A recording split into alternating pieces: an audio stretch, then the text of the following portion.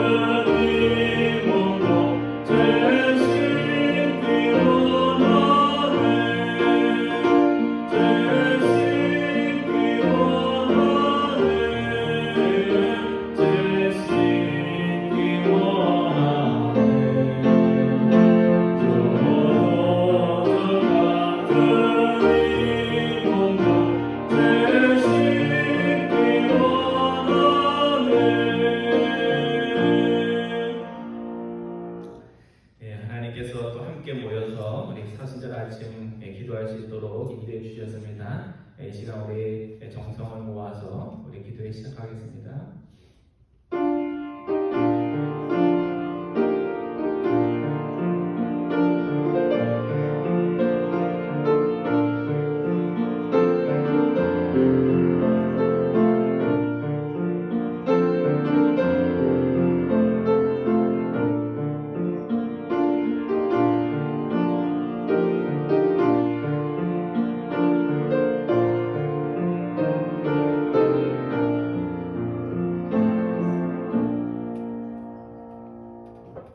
내 손이 선을 베풀 힘이 있거든 마땅히 받을 자에게 베풀기를 아끼지 말며 내게 있거든 이웃에게 이르기를 갔다가 다시 오라 내일 주겠노라 하지 말라. 선한 삶을 살 수 있는 모든 삶의 조건들을 매일매일 저에게 공급하시며 베풀어 주신 하나님 아버지, 시간, 재물, 선한 마음, 생명, 선한 일을 할 수 있는 모든 조건들을 가졌음에도 날마다 인색한 마음과 아까워하는 마음 가지고 하나님의 선한 일에 마음을 정하지 못하고 그 일을 하지 못할 때가 많은 저희들임을 주님 앞에 고백을 드립니다. 우리의 주변에 어떤 어려운 일들이 있는지 살펴볼 수 있는 마음 허락해 주시고 부자 형편으로 살지 못할지라도 줄 수 있는 것이 있을 때 그것들을 아낌없이 베푸는 저희들 다 될 수 있도록 인도하여 주옵소서. 평화롭게 사는 이에게 시비를 걸거나 다투지 않고 모든 사람과 화목하게 살 수 있는 마음 허락하여 주셔서 분쟁이 많고 다툼이 많은 세상 속에 평화를 만드는 그리스도의 평화를 담는 저희들 될 수 있도록 인도하여 주옵소서. 악한 이들의 행복과 번영을 보며 부러워하지 않고 항상 우리의 갈 길을 기억하며 주님이 가신 그 진리의 길을 가는 저희들 다 될 수 있도록 인도하여 주옵소서. 소수의 무리들이 모여 함께 기도합니다. 저희들 기도를 통하여 교회의 중심이 바로 세워질 수 있도록 인도하여 주시고 우리의 삶의 중심이 바로 설 때 가정과 교회와 삶의 현장들이 하나님 나라의 향치로 가득 찰 수 있도록 인도하여 주옵소서. 감사드리오며 우리 주 예수 그리스도의 이름으로 기도드리옵나이다. 아멘. 우리 찬송하겠습니다. 찬송가 258장, 우리 처음 불렀던 찬양인데요. 3절부터 5절까지 부르겠습니다. 샘물과 같은 고열은 3절부터 마지막 절 5절입니다.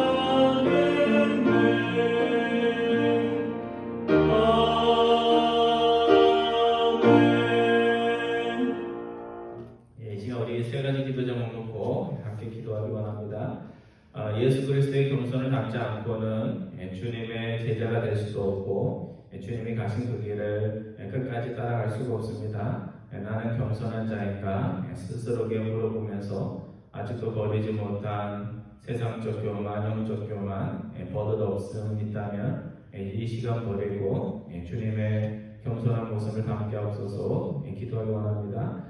두 번째로 우리 군인들의 쿠데타가 일어난 미얀마 나라의 백성들, 생명을 잃은 자들, 또 가족을 잃은 자들 기억하면서 기도해 주시기 바랍니다. 권력에 오신 군인들이 아니라 정말 군인의 생명을 지키기 위해 나라를 지키기 위해 있는 군인들 될 수 있도록 또 시위가 필요 없는 그런 멋진 나라 될 수 있도록 우리 미얀마 위해서 기도해 주시기 바랍니다. 세 번째는 코로나19 질병으로 인해서 이 땅에 있는 모든 교회들이 어려움을 겪고 있는데요. 특별히 믿음의 책임감 가지고 교회와 하나님 나라 위하여 맡겨진 일들을 다 잘 성실히 하는 우리 교우들 더 책임감 가지고 성실함을 더할 수 있도록 위해서 기도해 주시기 바랍니다. 우리 세 가지 기도 들어놓고 함께 기도하겠습니다. 사랑의 하나님 감사드립니다. 항상 여러 가지 많은 주님 앞에 나와 말씀으로 찬양으로 세임 얻을 수 있도록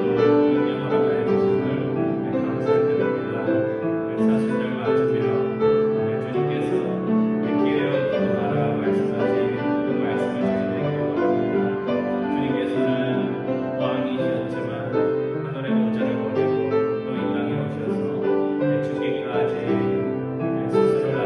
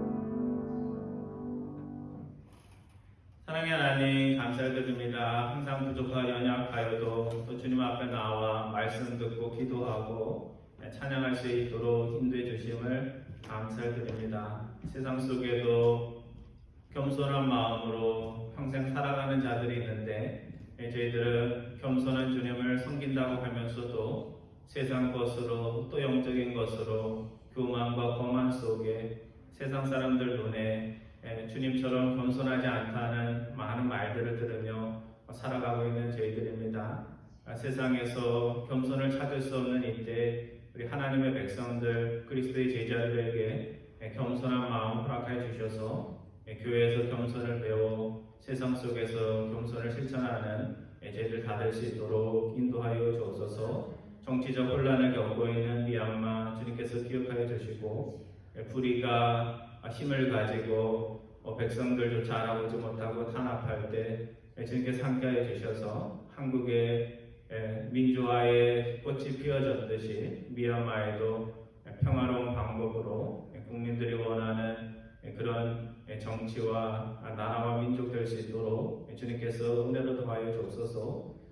코로나19 시대에 교회를 주님 기억하여 주시고 교회를 사랑하는 이들의 마음들을 헤아려 주셔서 주님 각 교회가 어려운 이때 오히려 그 안에 있던 허위와 가식들을 벗고 진실함으로 다시 재탄생하는 귀한 계기 될 수 있도록 인도하여 주옵소서. 각 교회에 목회하는 목사님들 또 선교지에서 선교하는 우리 선교사님들 또 각 교회를 돕기 위해서 함께 협력하는 모든 재직들 주님께서 기억하여 주셔서 한 사람의 힘과 정성과 그 기도를 통하여 교회가 하나님이 기뻐하는 교회로 거듭날 수 있도록 인도하여 주옵소서. 감사드리오며 우리 주 예수 그리스도의 이름으로 기도드리옵나이다. 아멘. 오늘 하나님께서 주시는 말씀은 잠언서 3장 말씀입니다.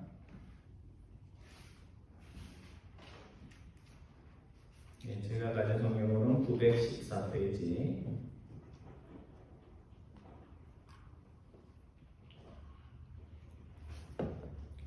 잠언 3장 27절부터 마지막 절 35절까지입니다. 914페이지입니다. 제가 27절 보고 여러분들이 28절 마지막 35절까지 봅니다. 내 손이 선을 베풀 힘이 있거든 마땅히 받을 자에게 베풀기를 아끼지 말며 내게 있거든 이웃에게 이르기를 받다가 다시 오라 내 주겠노라 하지 말며 내 이웃이 내 곁에서 편안히 살거든 그를 해하려고 꾀하지 말며 사람이 내게 악을 행하지 아니하였거든 까닭없이 더불어 다투지 말며 포악한 자를 부러워하지 말며 그의 어떤 행위도 따르지 말라. 대저 폐역한 자는 여호와께서 묘하시나 정직한 자에게는 그의 교통하심이 있으며 악인의 집에는 여호와의 저주가 있거니와 의인의 집에는 복이 있느니라. 진실로 그는 거만한 자를 비웃으시며 겸손한 자에게 은혜를 베푸시나니 35절 말씀 같이 봅니다. 지혜로운 자는 영광을 기업으로 받거니와 미련한 자의 영달함은 수치가 되느니라. 아멘. 우리가 크리스찬이지만 여러분들 한번 정직하게 한번 스스로에게 한번 물어보세요. 일주일에 정말 하나님이 보시기에 내가 보기에도 야, 너 참 잘했다. 너가 정말 그리스도인답구나 하는 그런 칭찬을 할 수 있는 일을 몇 번이나 하면서 우리가 살아갈 것 같아요. 여러분 스스로 얘기해 볼 때 그래도 너가 교회 다닐 보람이 있구나. 너가 정말 예수님 말씀 믿고 지금까지 살았으니까 그렇게 하는 것 같아 하면서 스스로에게 칭찬하는 일을 몇 번이나 할까. 우리가 참 많이 할 것 같은데요. 정말 내 마음에도 하나님께서 기뻐할 일들을 정말 마음을 굳게 먹고 하지 않으면 정말 몇 번 되지 않습니다. 한 달 보면 한 달에 한 번 하기도 힘든 그런 일들을 우리가 할 수가 있습니다. 우리가 어떤 일에 대해서 선한 마음이 들었다면 그것도 하나님이 주신 마음이요. 또 선한 마음이 들었는데 불쌍해. 그렇게 하고 또 그냥 지나갈 수도 있잖아요. 그냥 불쌍해가 아니고 거기서 또 한 발 더 나아가서 내 선한 마음을 실제로 실천하는 것도 또 하나님이 주시는 마음입니다. 그래서 사람이 죽었을 때 그 사람의 죽음을 정말 마음 아파하는 것은 무슨 형식적인 어떤 관계가 가까운 사람들이 아니고 그 사람을 통해서 정말 고맙고 감사한 그런 것들을 느꼈던 사람이 와가지고 겉으로 크게 울지 않아도 정말 마음 아파하면서 참 소중한 사람이었는데 하나님이 부르셨구나 하는 그런 말을 하게 됩니다. 우리가 장례식 때 나 위해서 슬퍼해 주기를 원해서가 아니라 우리가 하나님이 주신 그 선한 마음들을 얼마나 그것에 순종하며 살고 있는가 하는 것에 대해서 우리가 좀 생각해 볼 필요가 있습니다. 오늘 본문 잠언서 3장 27절 이하 35절까지의 말씀은 크게 두 가지 말씀으로 나눌 수가 있습니다. 27절 이하 32절까지의 말씀은 이웃과의 관계 속에서 이런 이웃을 만날 때는 어떻게 해야 되는지, 그래서 이웃에 대한 구체적인 가르침 세 가지고요. 그 다음에 33절 이하 마지막 장 35절까지의 말씀은 인생의 두 가지 길이 있는데 하나는 하나님이 인정하고 복 주시는 길이고 한 길은 우리 시편 1편처럼 하나님이 기뻐하지 않고 저주하는 길이다. 이것을 말씀하고 있습니다. 첫 번째 이웃에 대한 첫 번째 가르침은 27절과 28절 말씀인데 어려운 이웃이 내 주위에 있을 때 이웃이니까 가까이 있겠죠, 그죠? 어려운 이웃이 있을 때 어떻게 해야 되는지에 대한 그런 말씀입니다. 제가 27절 말씀 읽고 여러분들이 28절 말씀을 읽으면서 어려운 이웃이 있을 때 어떻게 해야 되는지 하나님이 뭐라고 말씀하셨는지 그 의미를 좀 파악해 보시기 바랍니다. 제가 27절 봅니다. 내 손이 선을 베풀 힘이 있거든 마땅히 받을 자에게 베풀기를 아끼지 말며 내게 있거든 이웃에게 이르기를 받다가 다시 오라 내 주겠노라 하지 말며. 잠언저자는 27절에서 힘이 없으면서도 하라 이렇게 하지 않고요. 내 손이 선을 베풀 힘이 있을 때 있을 때 있거든 그때 하라 이렇게 말씀하고 있습니다. 내 곁에 어려운 일들이 아무리 많이 있어도 내가 그를 도울 힘이 없다면 도울 수 있을까요? 없을까요? 도울 수가 없죠. 그러니까 나도 직장을 잃고 지금 수입이 없어요. 그러면 돈이나 재물로 도울 수 있나요? 도울 수 없죠. 그렇죠? 또 시간이 없는 사람은 돈은 있어도 시간이 없는 사람은 시간을 가지고 누군가를 돕기가 또 어렵습니다. 그럼 돈이 없지만 시간이 많다면 어떻게 해야 될까요? 시간 가지고 봉사를 해야죠. 예전에 김원주 장로님이 그런 말씀을 하신 적이 한 번 있는데요. 돈이 있는 사람은 재물로 교회를 섬겨야 되고 또 돈은 없고 시간 있는 사람은 뭘로 섬겨야 돼요? 우리 예전에 그랬어요. 그래서 예전에 저도 교사할 때 보면 그때는 제 대학생으로서 했는데 대학생 돈은 없잖아요. 그렇죠? 용돈 받아서 써야 되니까. 그러니까 대학생 선생님들은 시간으로 열심히 그 아이들 가르치고 또 이제 수련회 끝나고 나면 또 직장 다니는 선생님들은 수고했다고 우리 대학생 선생님들 후배들 밥도 사주고 격려도 하고 그런 일들을 했습니다. 하나님은 내가 가지지 못한 것을 가지고 어려운 이웃이나 어려운 형제 자매를 도우라는 말씀을 하지 않습니다. 오늘 잠언서에 보면 굉장히 하나님이 배려를 하시죠. 내 손에 지금 무엇이 들려있든지 그것을 아까워하지 말고 베풀라는 겁니다. 그러니까 뭐가 있는데 인색한 마음으로 아끼는 마음으로 계속 킵하지 말고 쓸 수 있는 것이 있으면 어떡하라고요? 그것을 어려운 이웃이 주변에 있으면 나보다 그 사람이 더 필요할 것 같으면 쓸 수 있어야 된다는 겁니다. 그래서 27절에 보면 뭐라고 되어 있냐면요. 마땅히 받을 자에게 베풀라 이렇게 되어 있습니다. 그러니까 나도 돈 쓸 일이 많고 나도 시간이 부족하지만 나보다 더 돈이 필요한 사람을 보거든 나보다 더 나의 시간을 필요하는 사람이 있으면 아까워하지 말고 인색한 마음 가지지 말고 하라는 겁니다. 그래서 크리스찬이 되면 어떤 마음 가지고는 예수님을 막 믿을 수가 없어요. 시간을 드리고 재물을 드리고 무엇인가 나의 소중한 것을 드리기 위해서는 내 마음에 뭐가 사라져야 돼요? 인색한 마음, 아끼는 마음, 있으면서도 안 쓰려는 그런 마음, 그것들을 버려야 됩니다. 그래서 죄 두 가지가 있는데요. 두 가지 형태가 있습니다. 남들이 볼 때도 죄인 것, 남에게 악을 행하는 것, 그것이 죄가 되고, 두 번째는 그거는 나만이 아는 건데요. 하나님이 나에게 좋은 것을 많이 썼는데 인색 갖고 아끼는 마음을 가지고 혼자서 가지고 있으면 별로 가치가 없는 것인데 그거를 계속 홀드하고 있는, 그래서 영어로는 미스 홀드라고 그러죠. 그것을 쓰지 않는 것, 그것도 죄가 됩니다. 그래서 예수님의 비유 속에 보면 사마리아인은 세상 사람들이 욕하는 뭐 지금으로 얘기하면 마이너리티 인종과 같은 사람들인데요. 어려운 이웃을 보았을 때 종교적으로 높은 위치에 있던 사람들은 다 지나가는데 오직 마이너리티, 지금 뭐 LA에 보면 아시안들이 막 공격당하고 그러잖아요. 그렇죠? 그런 아시안이나 히스패닉이나 애프리칸 뭐 이런 분들이 어려운 사람을 도와줬다는 것입니다. 그래서 나머지 사람들은 다 지금 나 시간 바빠, 내 시간 줄 수 없어 이렇게 했는데도 불구하고 사마리아의 사람만이 소중한 것을 나눴다는 것입니다.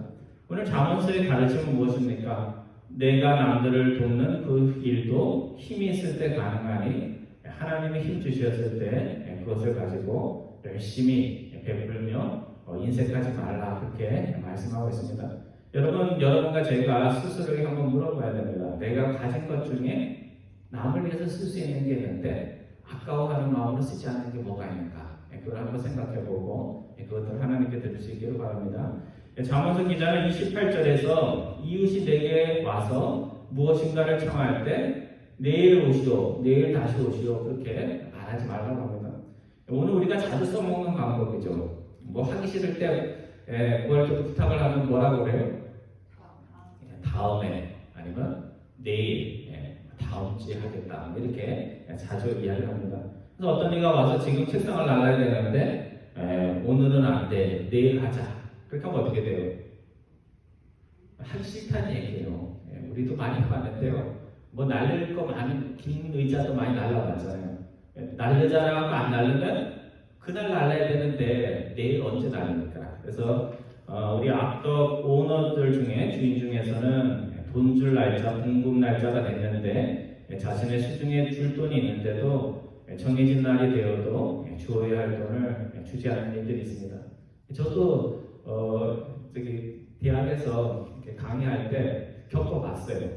그 얼마 되지도 않는 돈인데도 날짜를 안 주고, 또 한 달 있다 준다는 것도 안 주고, 그러니까 정말 기분 되게 안 좋더라고요. 그래서 돈을 받아야 또 가장들이 한 달 먹고 사는데 또 일주일 후면 돈이 나올 것이다 하면서 그렇게 미루는 사람들이 있습니다. 우리 한국 뉴스에 보면 재산이 10억인 사람들이 세금 내는 것이 아까워서 재산 없는 것처럼 그렇게 속이고, 또 세무서 사람들이 집에 와서 이제 돈 되는 거 있나 찾아보거든요. 그러면 집안에 있으면서 문도 안 열어줘요. 참 법이 이상하죠. 세금을 안 내는데도 못 들어가나 봐요. 그래서 문을 잠그고 없는 것처럼 그렇게 하는 사람들이 있습니다.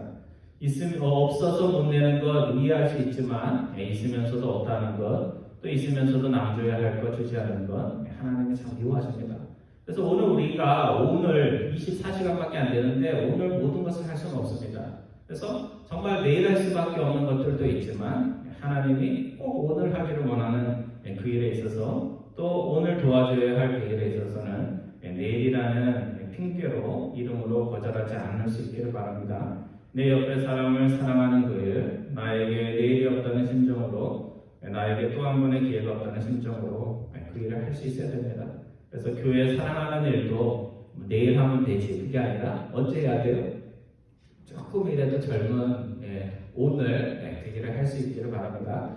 두 번째는 잠언 기자가 본문 29절과 30절에서 내 곁에서 평화롭게 양처럼 사는 자에게 악한 일을 꾀하거나 무엇을 잘못하지 않은 사람과 다투고 법정으로 들고 가고 그런 일들 하지 말라고 말씀하고 있습니다. 제가 29절 보고 여러분들이 30절 말씀 읽어주시기 바랍니다.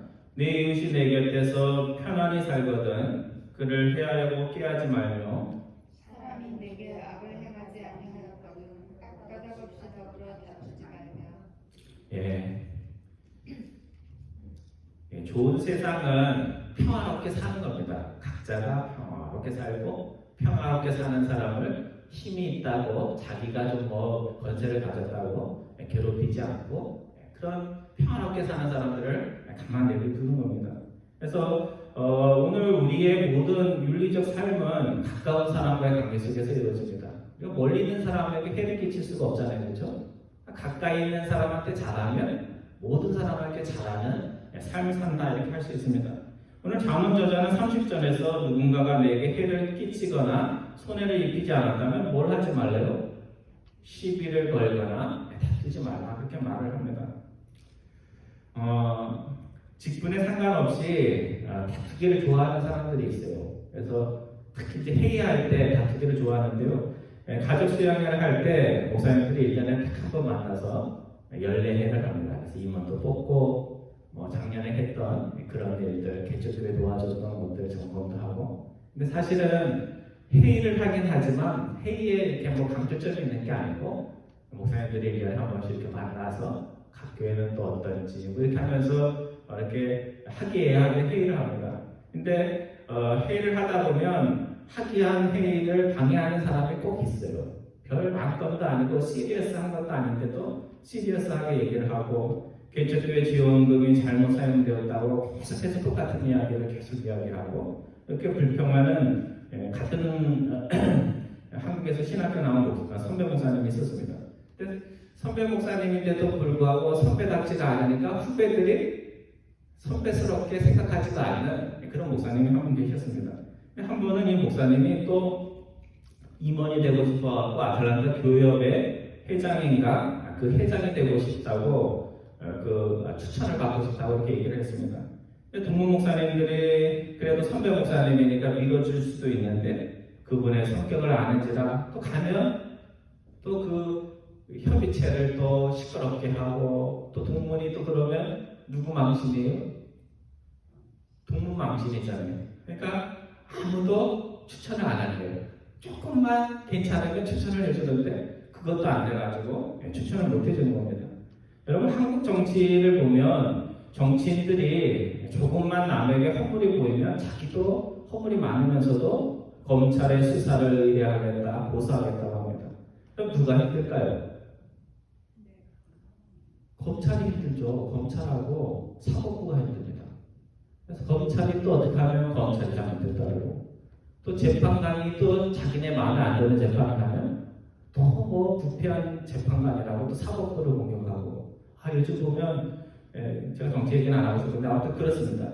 그래서 미국은 또 자신의 실수로 넘어져도 미국 방식이긴 하지만 자기가 실수로 넘어지면 한국식으로 하면 자기가 책임인데 또 미국에서는 어떻게 돼요?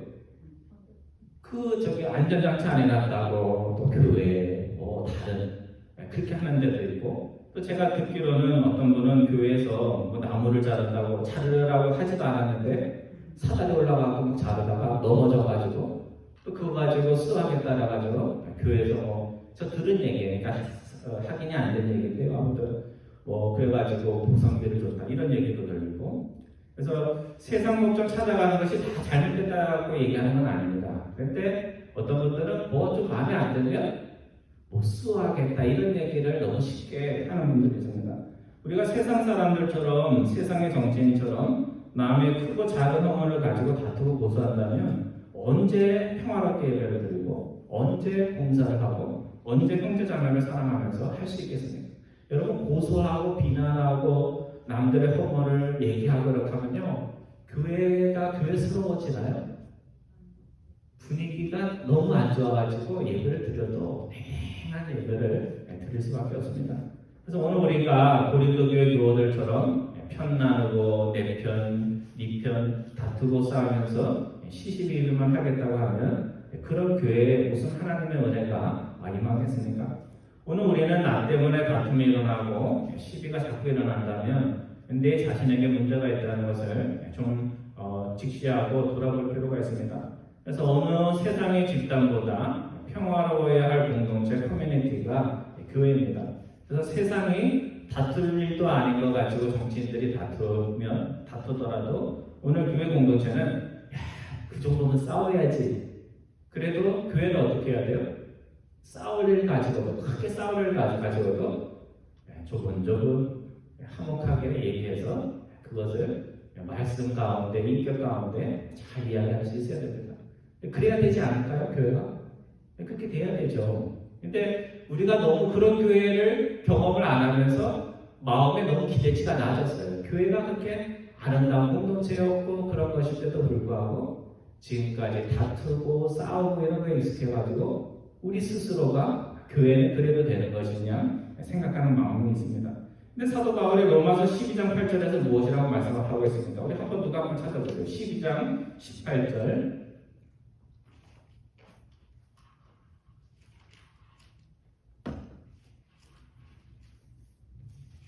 로마서 12장 18절 뭐라고 되어 있어요? 할 수 있거든 너희로서는 모든 사람과 더불어 화목하라. 예, 모든 사람과 화목할 수는 없어도 어떻게 할 수 있다면 할 수만 있다면 그렇게만 할 수 있다면 모든 사람과 화목하라. 근데 그 모든 사람이 다 좋은 사람일까요? 아니죠. 계속해서 시비 거는 사람, 자꾸 싸우고 다투겠다고 하는 사람, 그런 사람과도 할 수만 있으면 화목하라. 그래서 하나님의 영광이 드러나는 공동체가 되라 하는 그런 말씀입니다. 오늘 우리들이 착각하는 것이 하나 있는데요. 어떤 분들은 뭐 교회 눈에 보이는 헌신을 하거나 봉사를 해야만 교회를 위해서 큰 일을 하는 것처럼 생각하시는 분들이 있습니다.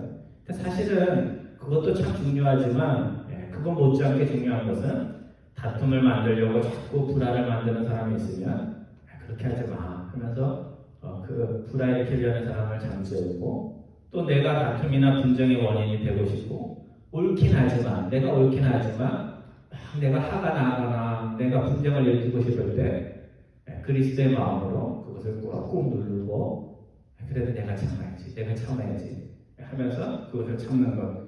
그래서 평화롭게 살아가는 것, 또 평화를 만들며 살아가는 것, 그것이 뭐 교회 눈에 보이는 무슨 엄청난 일을 하는 것 이상으로 중요합니다.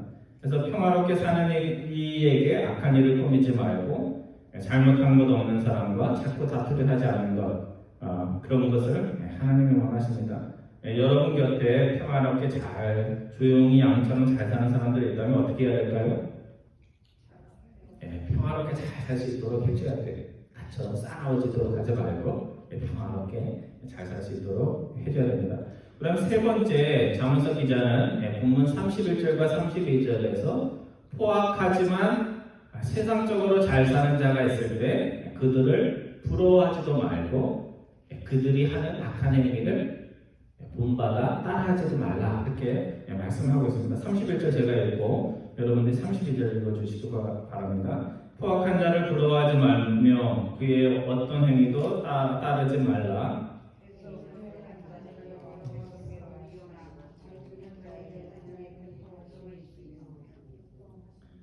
예, 한국에서 유행하는 말 있죠. 그 뭐라더라? 하나님 위에 뭐가 있대요? 하나님 위에 집주인이 있다. 뭐 그런 말이 있어요. 그런 비슷한 말이 있습니다. 요즘 한국의 제일 큰 관심거리는요. 한국토지주택공사 직원들이 신도시 투기에 참여하는 일로 인해서 그러지 않아도 집 사기가 어렵고 집을 구하지 못하는 부동산 문제로 국민들의 분노와 관심이 집중되고 있습니다. 여러분 매달 1,000불, 100만 원이라는 큰 돈을 저금해도 1년이면 얼마가 돼요? 12,000불이 되잖아요. 12,000불. 그걸 10년을 보면 얼마가 될까요? 1억 2천만 원이 되잖아요. 그렇죠? 12억, 12만 불이 됩니다. 근데 그 돈 가지고 집을 못 사요. 한 달에 1,000불씩, 100만 원씩 저축할 수 있는 사람이 어디에 있습니까? 젊은이들이 아무리 직장에서 돈을 많이 벌어도 집을 살 수 없는 그런 시대가 된 것입니다. 근데 잘 산다는 사람들이 이미 집이 있는 사람들이 자기의 그 직장의 정보를 이용해서 땅을 사고 그거 가지고 돈을 벌고 그런 것 때문에 지금 난리가 난 것입니다. 왜 장문 기자는 포악한 자, 힘을 악용하는 자에 대해서 부러워하거나 시기하지 말라 했을까? 왜냐하면 포악하고 악한 사람들 중에 잘 사는 사람이 있어요, 없어요? 많아요. 악한 방법으로 잘 살고 악한 쪽으로 머리가 좋아가지고 돈 잘 벌리고 집 잘 사고 부동산 투기하는 사람이 있기 때문에 그렇습니다. 그래서 악한 방법으로 잘 먹고 잘 사는 사람들, 큰 집에 살고 좋은 차 타고 여유로운 삶을 노년을 보내는 자들, 그런 사람들을 보면 부러운 마음이 들어요, 안 들어요? 들죠. 그런데 부러워하지 말라 하는 것이 성경이 가르칩니다. 이유가 뭐냐면 너희 눈에 좋아 보이는 그 폐역한 자들, 영어로는 purpose라는 말인데 반듯반듯하지 않고 굽은 길을 가는 자들은 하나님 앞에서 혐오 대상 1순위에 있기 때문에 그렇다. 그렇게 말씀하고 있습니다. 오늘 우리는 삐뚤삐뚤해도 세상적으로 잘 살면 부러운데 하나님은 그런 자들을 어떻게 하신다고요? 그냥 인정하지 않는 정도가 아니라 혐오 대상 1순위라는 것입니다. 최근에 한국토지주택공사 고위 간부가 투신을 했습니다. 그러니까 이렇게 투신하고 뭐 이럴 때 보면요, 정말 나쁜 놈들은 투신도 안 해요. 근데 양심의 가책을 가진 사람들, 본인이 해낸 건 아니고 자신의 밑에 있을 때 그런 일들이 이루어진 것에 대해서 책임을 통감한다는 유서를 남기고 유서를 남기고 자살을 했다고 합니다. 성도 여러분, 좋지 않은 방법으로 잘 먹고 잘 사는 일을 부러워해 보신 적이 있습니까? 그런 이들의 행위를 보면서 나도 그렇게 했어야 되는 건데 왜 이렇게 살았나 하는 그런 생각을 해보셨습니까? 성경은 계속해서 우리에게 악한 자들이 잘 살아도 그것을 어떻게 하지 말라고요? 부러워하거나 시기하지 말라, 그렇게 얘기를 합니다. 왜 그런 말을 했을까요? 사람들이 그냥 악한 방법으로라도 잘 사는 사람들을 부러워한다는 것을 성경이 알고 그 마음 따라가면 안 된다, 이렇게 말씀하는 겁니다. 이유는, 성경이 말씀하는 이유는 그렇습니다. 천년 만년 그들이 행복할 것 같지만 풀과 같이 속기 배임을 당할 것이요 푸른 새소같이 세잔할 것이기 때문이다, 이렇게 말씀하고 있습니다. 이 땅에서 100년 동안 잘 살 수는 있죠. 그렇지만 정말 우리가 하나님 나라를 믿고 하나님의 공의를 믿는다면 그 사람들처럼 불행한 사람은 없다는 것입니다. 여러분, 시간이 오래 걸려도, 인생이 힘들어도 하나님을 의뢰하며 선을 행하는 게 반듯반듯한 인생을 사는 것, 주님의 성실함을 먹을거리로 삼고 사는 삶, 그 삶이 멋있는 삶이고 하나님의 복이 임하는 삶입니다. 잠언 기자는 본문 33절 이하 35절까지 말씀을 통해서 악인의 인생과 의인의 인생이 어떻게 대비가 되는지에 대해서 말씀을 하고 있습니다. 제가 33절 읽고 여러분들 34절과 35절 말씀 읽어주시기 바랍니다. 악인의 집에는 여호와의 저주가 있거니와 의인의 집에는 복이 있느니라. 진실로 그는 교만한 자를 길주시며 겸손한 자에게 은혜를 베푸시나니. 35절 말씀 같이 봅니다. 지혜로운 자는 영광을 기업으로 받거니와 미련한 자의 영달함은 수치가 되느니라. 33절 말씀은 악인에게는 여호와의 저주가 있거니와 이렇게 해야지 맞죠, 그렇죠? 그런데 뭐라고 되어 있어요? 악인의 집에 하나님의 저주가 있다, 이렇게 말씀하고 있습니다. 이 얘기는 뭐냐면 가족 구성원 중에 한 사람이 잘하면 그것을 통해서 하나님의 복을 주시고, 가족 구성원 중에 한 사람이 잘못하면 그 한 사람으로 인해서 집안이 하나님의 저주 가운데 있을 수 있다라는 것을 말씀하고 있는 것입니다. 마찬가지로 교회도 마찬가지예요. 교회 구성원 중에 한 사람이 잘하면 하나님의 복을 받고, 교회 구성원 중에 한 사람이 정말 교회를 힘들게 하면 그 한 사람 때문에 교회가 힘들어질 수 있다라는 그런 말씀입니다. 또 잠언 기자는 34절에서 거만함과 교만의 길이 아니라 너희는 겸손함의 길을 가야 된다, 이렇게 말합니다. 교만이 뭘까요? 여러 가지 교만이 있지만 우리가 믿음을 가진 사람으로서의 영적인 교만이라는 것은 입으로는 하나님이 있다고 하면서도 하나님 없는 것처럼 생각하고 행동하고 살아가는 것, 그것이 불신앙이자 그것이 영적 교만이라고 생각합니다. 특히 이런 사람들이 세상 것 믿고 교만하게 남들을 조롱하고 웃고 그러는데 하나님께서 반드시 그런 자들을 오히려 조롱하는 그런 때가 올 거라는 겁니다. 하지만 하나님께서는 겸손한 자를 이뻐하시고 그를 높이십니다. 정말 내 자신이 높아지고 싶다면, 여러분이 남들 앞에 높아지고 싶다면 어떻게 해야 돼요? 겸손하면 돼요. 정말 한번 해보세요. 그렇게 하고 계시죠? 계속 자신을 낮춰보세요. 나를 높여주나 안 높여주나. 그렇게 그런 마음을 가져도 안 되지만 계속 말없이 겸손하고 교만하게 보는 사람 앞에서도 그러십니까? 하면서 저도 잘 못해요. 그렇지만 그렇게 계속 해보세요. 그렇게 하면 높여져요. 여러분 어떤 공동체에서 이렇게 회장이 되고 리더가 되는 사람들 보세요. 억지로 되는 리더 말고 자연스럽게 되는 리더를 보면요. 정말 잘 섬기는 사람들입니다. 잘 섬기고 겸손하고 똑똑하면서도 겸손하고 가진 거 많으면서도 겸손하면 사람들이 딴 사람이 회장으로 나와도 이분이 회장했으면 좋겠다고 그렇게 해서 자연스럽게 지도자가 됩니다. 선을 베풀 수 있을 때 선을 베푸는 자, 죄 없는 이들과 다투지 않고 평화롭게 사는 자, 포악한 자의 길을 부러워하지 않고 그 길을 따라가지 않는 자. 우리가 다 알고 있는 내용이죠. 하나님께서는 이런 자들에 대해서 이런 자들이 너희가 되면 내가 꼭 너희 인생에 복을 주겠다 이렇게 말씀하십니다. 여러분들이 오늘 이 세 가지 삶을 살아서 하나님의 복을 꼭 누리시는 여러분과 저 되기를 주님의 이름으로 축원드립니다. 기도하겠습니다.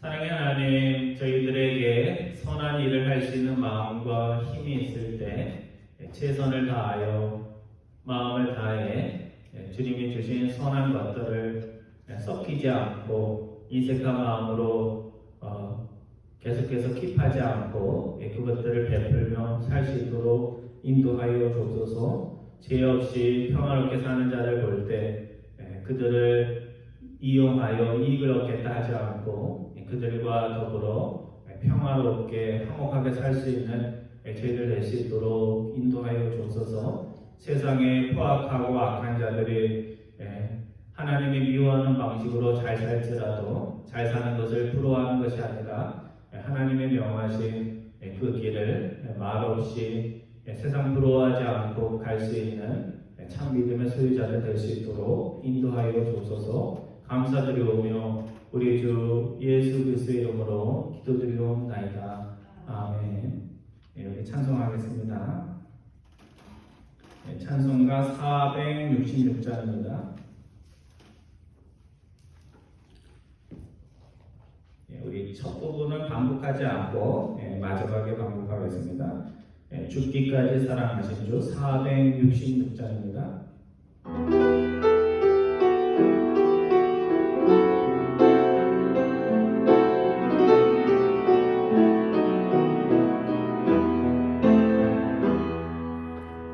죽기까지 사랑하신 주